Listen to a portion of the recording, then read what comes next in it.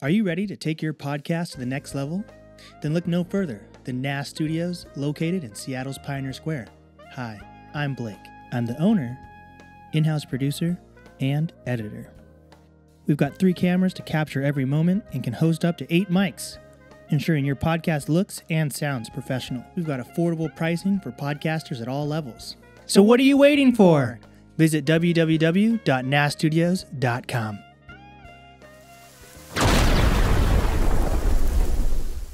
Welcome back to the podcast, everyone. Today, I'm with, you may not remember, but you're a returning guest, actually. Okay. Back in 2019, when you were in town at Columbia City Theater, I had just started my podcast maybe like 2 months before. Wow. And like one of my goals was, I realized, and you realize this in most cities, if you just stick to your city, you kind of become like crabs in a barrel, right? And like you need to explore, you need to visit different music scenes, you need to connect with different types of artists. And when I first started, I thought I was just going to interview Seattle artists. And then I saw you were coming to town, and I was like, this is my chance to expand my horizons with podcasting. Mm. And I was like, if I actually lock this in, this means this is what I'm supposed to do. And I was super nervous, and I interviewed you on like a fucking phone when you're at the merch booth, right? Okay. So like the audio was not good. There was no video element whatsoever. Like I tried to overlay the audio with some like fake jazz in the background, so it seemed like we were at a cool pub or something, right? And I was like, this is not the best interview by any means. I'm super nervous, but the fact that I was able to reach someone like you was like, it was like pivotal. So now, fast forward, I'm not on my phone. I have a full studio set up. We're officially at the NAST Studios, and I'm here with Kota the Friend.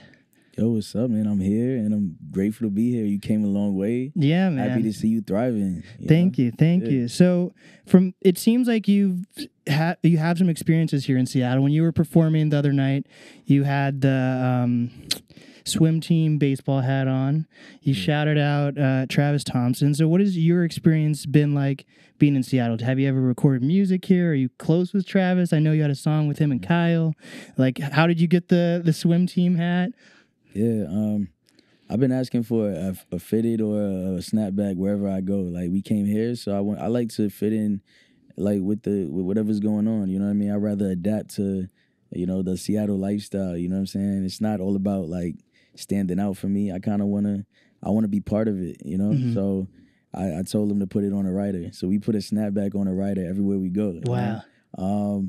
And Seattle is just, I love the Pacific Northwest, like I love the air, the fact that there's nature, like we got a B&B right by Lake Desire in Renton, Washington, you know what I mean? So it's like, I really like to embrace the culture when I'm out in the PNW, and Travis Thompson is just a homie, like we did a song like a couple years ago, I guess, and we was joking when we met up on set of the video shoot when we were in LA.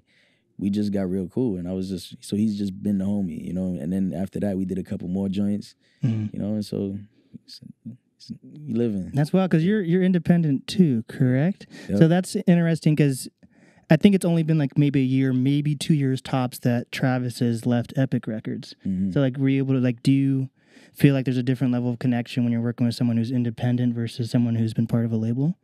Yeah, definitely. Because when you're independent, you have freedom to kind of do what you want, So when Travis hits me up and he's like, yo, I want you to get on this record, it's a no-brainer for me. Oh, it's the homie. I'm going to lay down the record, And then he can decide now when he wants to release that record versus always thinking about, what is the label going to say? What does the label want? It's about what he wants, because he's an independent artist. And what was your decision to be an independent artist? Have you dabbled in being on record labels before? Or? Yeah, like when I first started, we were really going to label meetings, and they were doing the flying me out thing and trying to schmooze me and having me in the office and putting my music on as soon as I walk in. So I walk in and my name is everywhere, and they're playing my music in the record label office and all of that. We went through that, but the label deals were just so bad, and they were so constricting that it didn't make sense to sign. And once I realized that that's how the industry was for real, I just decided to stay independent. I didn't want to waste any more of anybody's time, you know, trying to, you know, go to different labels and see what's up. And I was good. I was already making enough money to support the family and do extras. So it's just like, it made sense to just stay independent and keep growing. I recently had Eric the architect on, who's from New York as well. And Flatbush Zombies has like always been independent. Do you think the independent mindset is just for specific people, or do you think there's something about the culture in New York that pushes being independent as well? Or I think it is. I think being independent takes a lot of work. You know, it does take a special type of person. It takes somebody that is kind of like multifaceted. You know, has knowledge of different parts of the business and not just the rapping part. You know, you have to be able to be an entrepreneur. Being independent as an artist is being an entrepreneur. You know, you're not just an artist. You can actually figure out how to package, market, and sell a product. You know, because your music is still a product. It just belongs to you. You know, versus if I'm on a record label, my product belongs to the record label. So it's still a product. It just is mine. And now that also means that I'm in charge of the production, the selling of this item, you know? Yeah. So because I have all that control, you know, all that control is good. But if I don't know what to do with it, then it really means nothing. I might as well sign to a label if I have no idea of how to, you know, get this out to the people. Has it been like a trial and error thing, or have you been able to like find like mentors or other artists to talk to figure out how to go about all that? Yeah, a lot of it is trial and error. Yeah. But there are people that have knowledge of these things, you know, that you can talk to and they can really give you some insight. I think that's maybe one of the most important parts of the journey as an independent artist, like finding people and finding a community of people that can help you get from A to B, from B to C, you know? How has been working with like Static Selecta? Has that been like someone you've been able to learn from, or because you've locked in a few times, right? Nah, Static Selecta is the homie. He's a legend, and whenever he has a project going on, he'll hit me up, come to the studio, lay a verse down. We have a real just like, yo, if I'm working on something, I'm gonna hit him up. If he's working on something, he'll hit me up. And if I'm in the studio at the right time, then I just may be on an album that I wasn't supposed to be on. You know what I mean? So that's how it works too. But he's really just the homie, and we also make music together. How'd you guys meet? Through like just the studio, or? We met through. Well, I've heard his name for so many years. For like sure. He worked with Joey from way back in the day, and so I always knew who Static Selecta was. And as I was on the come up, I think it was like 2018. I just started getting a little buzz, and he hit me up on IG, and he was like, "Bro, like, come to the studio. Let's get in the studio." So for me back then, I was like, "Damn, like, all right, Static hitting me up. I must be doing something right." And so from then, we've been locked in. Dang, that's cool. How'd you meet Joey? Is Joey from? He's from the East Coast, right? Yeah, but he's Joey's not from Brooklyn. He is from. Yeah, I had no he's idea. from Brooklyn. Yeah. Dang. I didn't actually meet Joey until maybe a few years back. Okay. But we've crossed paths so many times, and I don't even think we really knew it. Were you guys like, when you were coming up, did you feel like you were part of a music scene, or were you just kind of on a solo journey? Yeah, it was definitely a music scene because I think the part that I played back then, it was less of a music maker and more of like a curator, you know, where I was hosting these like mini concerts and showcases all over Brooklyn, you know, as like a 16-year-old. That's what I was doing. Damn. Yeah. So like that's really my roots, is where like I was getting artists like Joey. At the time, I was getting Capital Steez was performing at my shows. Like, so I would do different shows in Capital Steez when he was a little bit younger than me. So if I was 16, he was 15. If I was 17, he was 16. So that's actually, somebody told me a story. I forgot who it was. They told me a story about how Pro Era formed, and it was outside at one of the shows that I had put together, and Capital Steez had just performed at the show, right? And then they went outside and they were doing a cypher. And in the midst of the cypher, they were like, "Yo, we should start a group." And that was the night that they called it Pro Era. And when I found when he told me that, I was like, my mind was blown. I forgot who exactly told me that, but that was a crazy story. Yeah. Damn, that's wild. So like you've always been involved with music then, or like what was that like growing up? Yeah, I played the trumpet. Okay. Hell yeah. It was like one of the first things I was good at, you know. And I started when I was in like the 3rd grade, but even before that, I was like writing raps and watching BET and watching the 106 in Park countdown, music video countdown. Just trying to rap like Hove, trying to rap like Nas. I was heavily immersed in like hip hop culture and just and specifically just raps. I was always like this shit was like education to me, you know what I mean? Whereas other people were just kind of like listening to it. For me, listening to Hove, Nas, Big, Tupac, even ended up being Kanye and then other people. It's like that was like my school, you know? So I unknowingly was really learning how to rap and learning how to stay in pocket even before I actually seriously put a pen to the pad, you know? Yeah. So here in Seattle, like everyone wants to be like a successful artist, but there's no real blueprint here in Seattle. And like, even when you think of Macklemore, people like he had been doing it for like maybe a decade. And then like there's so much time and money that went into the whole Macklemore. Like the Macklemore's like a fucking machine. It's insane. But so no one really looks at being like, I want to do what Macklemore did to be successful. Like we have artists like Travis Thompson who's doing fucking dope stuff, but he's still on the come up too. So people are growing up around him, right? Versus in New York, you've got like Jay-Z, you've got all these people. Did you feel like when you were growing up that it seemed possible to be a successful artist? Because here in Seattle, it's kind of more of like a pipe dream versus seeing someone and being like, I could follow what they did. I think I'm gonna be real, bro. Being a rapper is always gonna be a pipe dream, you know? I think now more than ever, wherever you are, it's more doable, because when we grew up, being a star was very different than now. Like now we have people on TikTok going viral, for a day. We have everyday people that have no skills whatsoever are famous for doing whatever they do. Even for rapping, people that have no skills when it comes to rapping are famous because they have a certain image that people like. So it's like because of social media, it seems more possible to do a lot of things, but being a rapper for me is always one of those things. Like if you get to be a rapper for a living and do this for a living, man, you lucked up, Yeah. So but growing up with Jay-Z, it's just like I look at Jay-Z and I'm like, man, even back then I kind of look at him the same way now. It's like to get to that level of success is still insane, you know? But I think we're grateful now. We live in a time where a rapper can be independent and make a living and feed his family and feed his or her family. And really, you don't have to be making millions and millions of dollars a year, but you could still be living really good. For sure. And that's thanks to social media and Spotify and all that. How did you start making a living off rap? Man, I saw 8K in my account, in my TuneCore account. You know what TuneCore is, right? TuneCore, yeah. You know what TuneCore is? Yeah. All right, cool.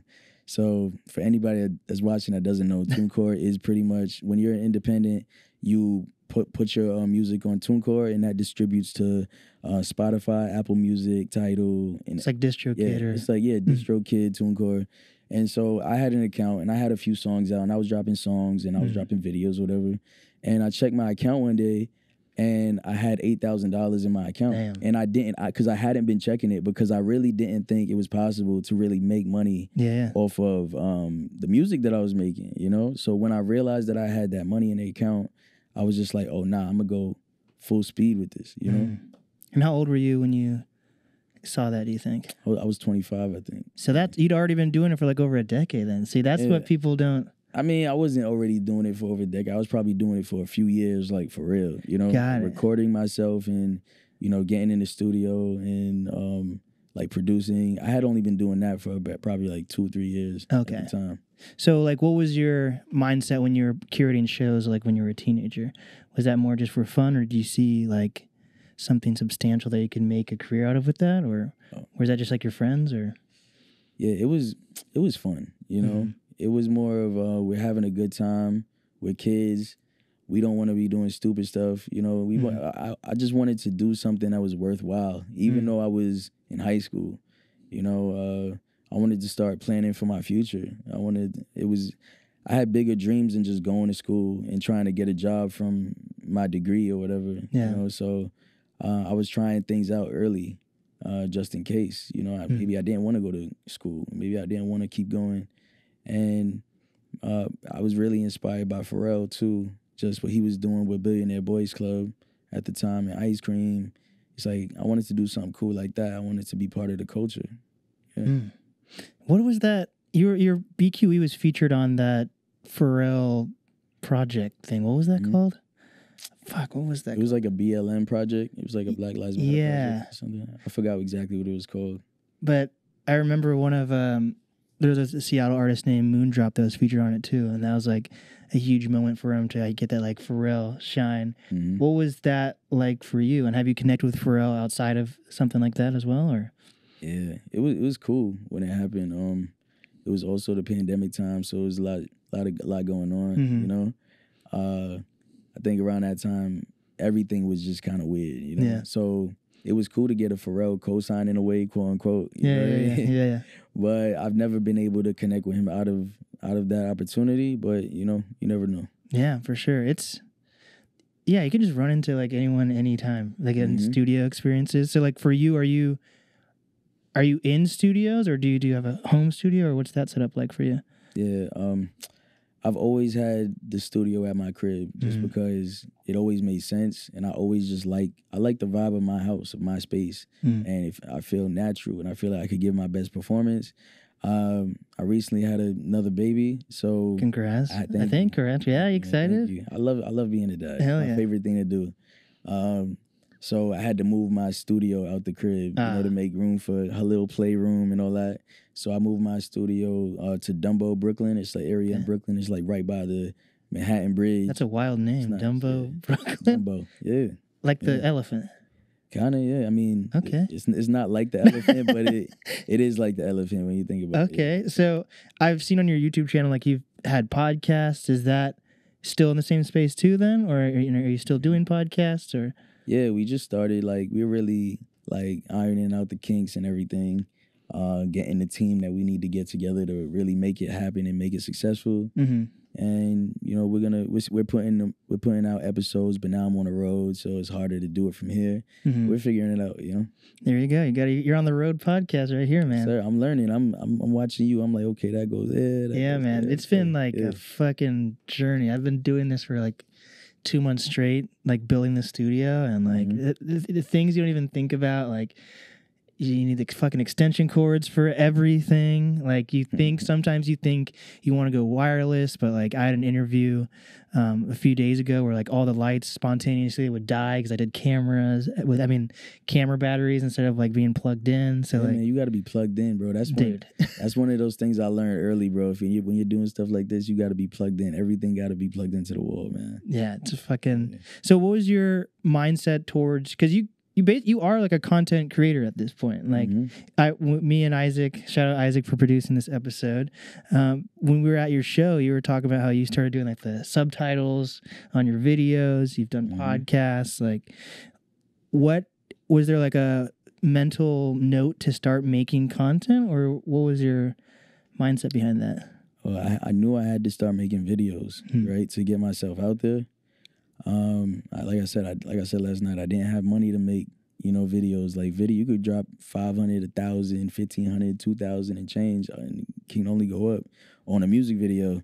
So I was trying to find this cost-effective way, to create content on social media, so I could promote myself, and so that's why I came up with the idea Lyrics to Go, where I put the lyrics on the screen. And I was standing still just to create like a dramatic effect, and with the slow zoom out, with the yellow subtitles, because I wanted people to screenshot and be like, "Oh, I like this lyric," and send it to their homie or repost it on Twitter or repost it on Instagram, which everybody seemed to do naturally. So I guess when I started doing that, it was just like, this is a good way to get my stuff out there, I didn't expect it to become the standard of music videos for artists. Damn. I didn't know. And how did Lyrics to Go come? Like, because you said during the show you're about to potentially drop a fifth one. You post them on YouTube, Instagram. You release albums for it. Like, how did that come together?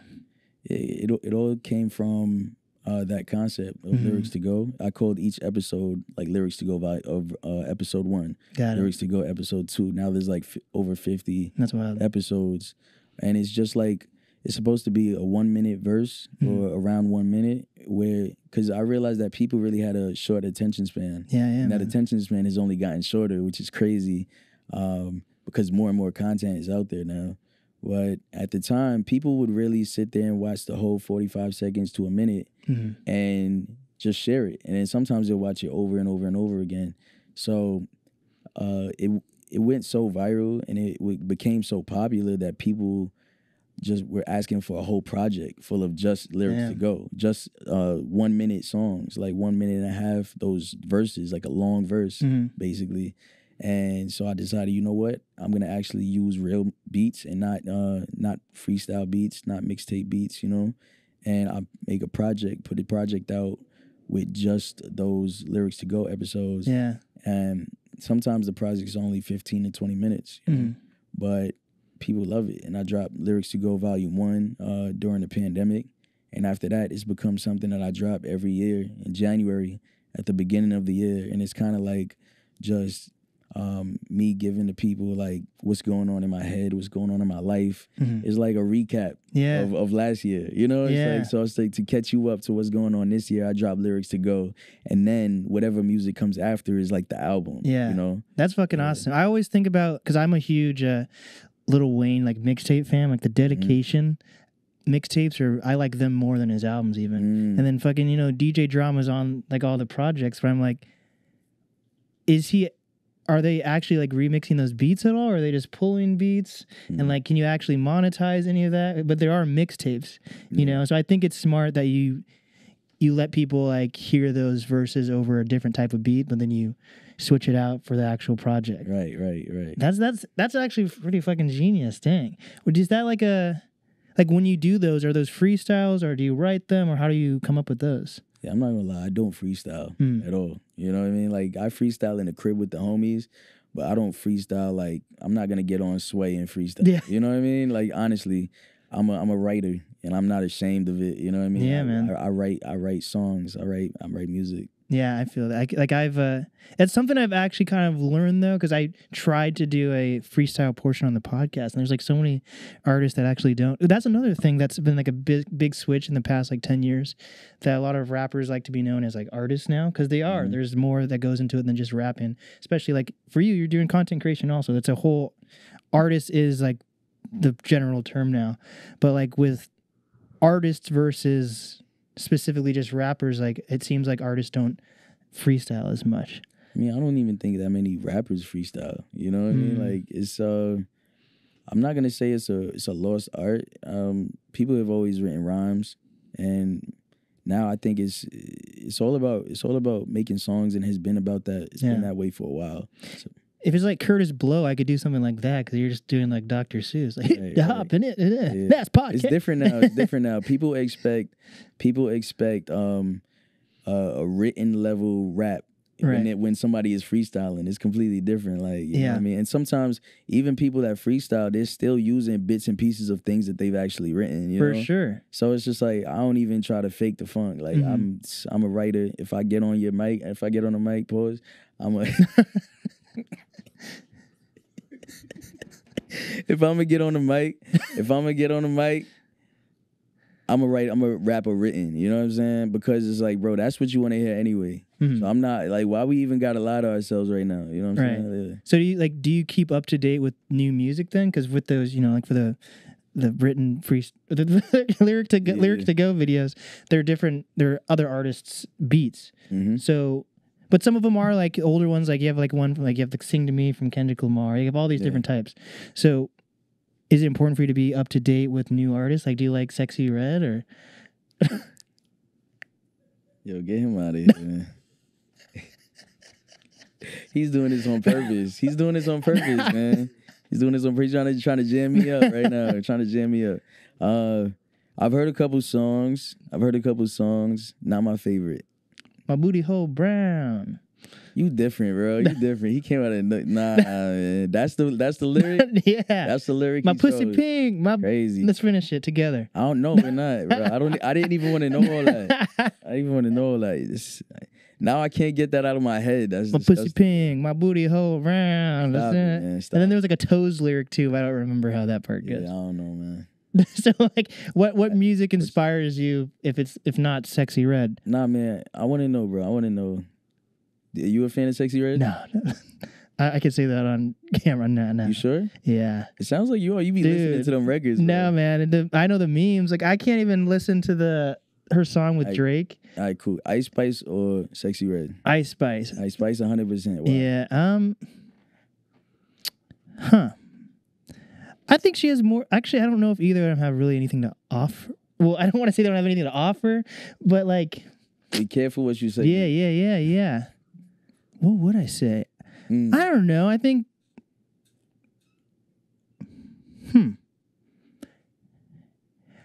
I think Ice Spice is maybe a little bit more. It's more. Just say what you really feel, bro. Just say what you really feel. Damn, I'm trying to feel. Now you got me, really Jim. bro.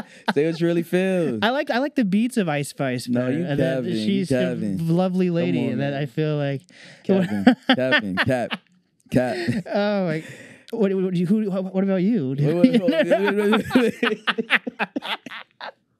know what you want to say, man. I'm gonna let it rock though. I'm gonna let it rock.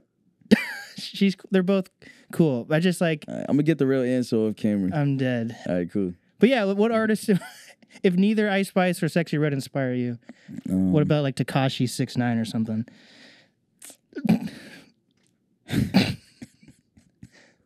Who's inspiring me lately? Who's inspiring me nowadays, man? My homies inspire me. Okay. You know what I mean? For real. Life inspires me. My kids inspire me.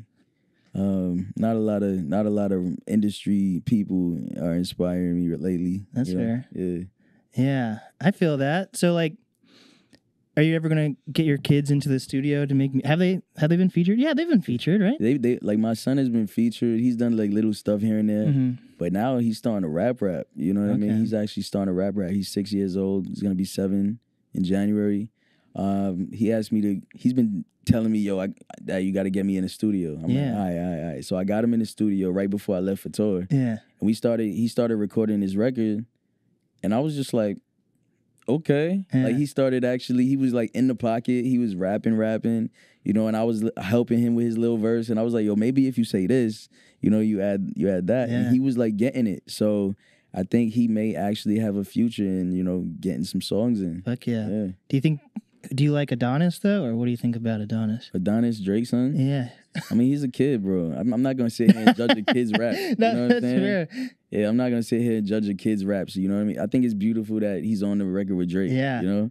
The first time I noticed that was with Outkast when, do they both have kids? I know Big Boy, one of them. They both have kids. I think it's Bamboo and Cross. I think that's the name of their kids or something. Mm-hmm. And like one of their earlier albums, they would have like skits with them on it. But that might be a thing that's always been kind of a thing in music, which is cool. That I wish I was on a podcast when I was a kid or something, like, or exposed to it more, because I feel like I was exposed to everything that I wasn't interested in. You know, like I was like, in Seattle, we do a thing called, you know what the Pro-Am is by any chance? Nope. So the Pro-Am is like a summer league for NBA players to come to play in Seattle. It's put on by Jamal Crawford. And like, I think last year, like LeBron came to town and fucking Seattle was basically like locked down because of that. It was craziness. But like, so I got to meet all these cool like football players, NBA players, and like, I just did not care about it whatsoever. I still am not a huge sports fan, like, because I'd rather be doing the sport than watching it. But so I think that's cool that like, whether your kids end up being super into that or not, actually just giving them that space is cool. Yeah. That's cool, man. So what's it been like being on, this is your first time back in Seattle since 2019? Yep. So what's it like being on tour and being back in Seattle again? Man, I love it.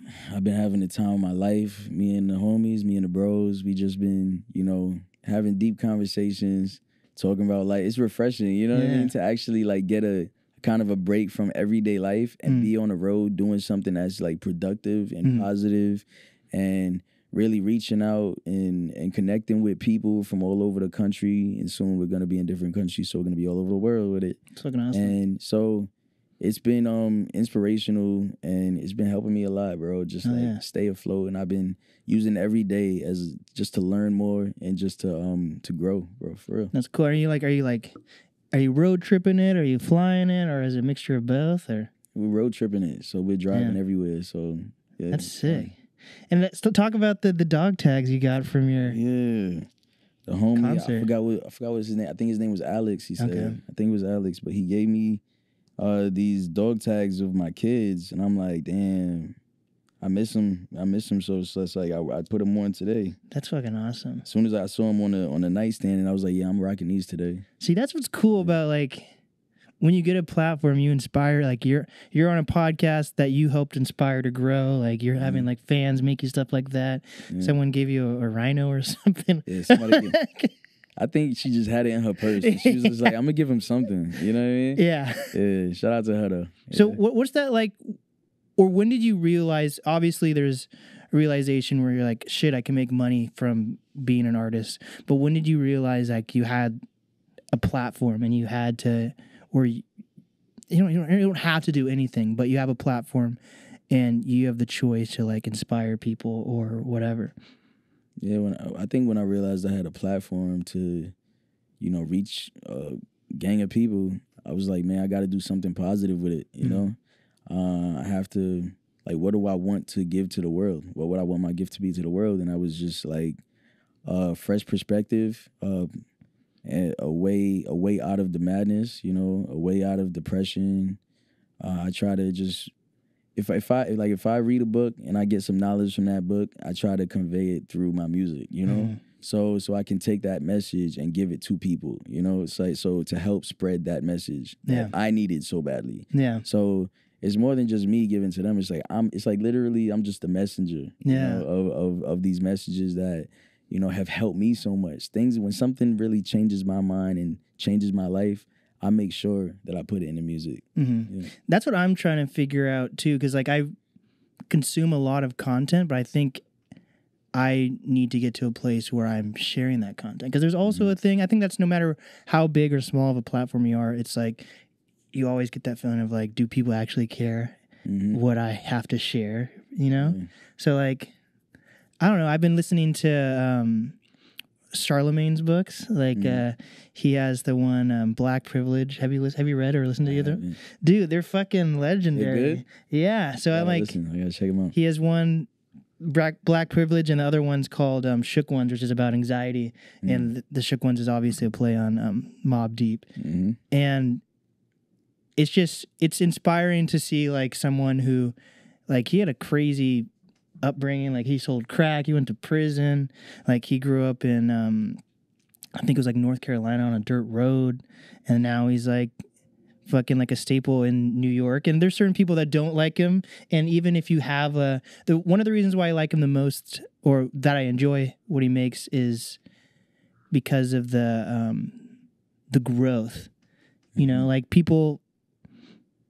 I think in our society, people don't want you to like grow out of your past, and they want to like blame you for things that you've done. But like, he went from being like a drug dealer to someone who like hugs trees. And I'm like, that's just those are totally different paths. Yeah. And it's cool to see. But like, as a New York artist, do you think the Breakfast Club has an impact on artists still? Like, is that still something that people aspire to get to? I think the Breakfast Club has an impact, not like it used to, Right. But I think that's just radio in general. Yeah. Like, I feel like radio used to have an impact so huge that once you're on the radio, that's it. Yeah. Like, once you're featured, you're going crazy. But now I think it takes a lot more than just getting a radio look, just getting a Breakfast Club look, Yeah, you need like an OnlyFans or something. Yeah, something.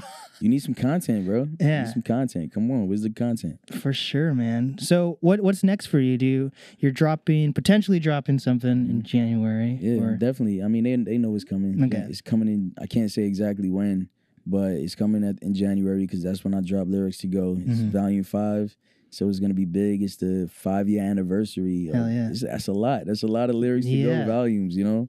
So I'm working on right now just making it special for the people who love the Lyrics to Go concept. That's fucking awesome. Yeah. Well, with that, what is some final advice that you have for up and coming artists, creators, influencers? Don't take anything for granted, you know. Every act of kindness, every time somebody shows you love, appreciate it, you know. Hold that tight and always pay it forward when you get something. That's it. Yeah. Actually, my last question, me and Isaac were debating this. Do you feel like, are you like a lo-fi guy? Do you feel like you're a lo-fi guy? Lo-fi guy. I may be, I was just talking about this other day. I never understood when people called me a lo-fi rapper. You know what I mean? But now I understand that it's just because my voice is real chill, and when I rap on a beat, it's just like, oh, he's chilling. You know what I mean? Yeah. So I kind of get it because it's the same vibe you get when you're listening to lo-fi music, that lo-fi chill music. Yeah. So I understand it. You know, somebody actually commented, and I remember the comment. They were like, people say that Kota is lo-fi, but there's nothing low fidelity about him. For me, I was like, oh, thank you. You know what I mean? So it's like I'll take it for the sound. You know, it sounds lo-fi, but it ain't lo-fi. Hell yeah. There we go, man. Well, what's the easiest place for people to find your music and find your socials? Shit, go to Spotify. Fuck Instagram. Fuck social media. Go to Spotify. Go to Apple Music. Listen to my music. You know what I'm saying? Put that shit on the playlist. Hell yeah, man. Well, it's been a pleasure to have you back on. I feel like this has to be like, I want to call this version 2. You know, there was like a full circle moment though. For you sure. Know what I mean? And I appreciate you taking time to do this. I hope you've had a good time in Seattle so far. And this has been the NAST podcast with Kota the Friend. See y'all later. And we did it.